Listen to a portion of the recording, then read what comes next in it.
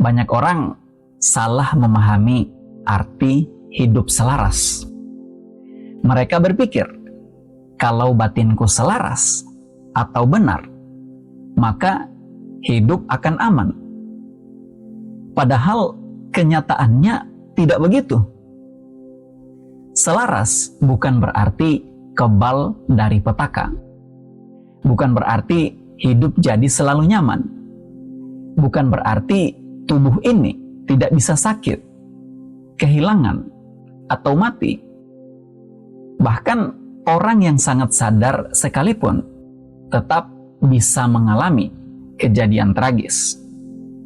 Karena kesadaran bukan tentang membuat hidup bebas dari masalah, tetapi tentang bagaimana kita hadir di tengah kehidupan yang tidak pasti.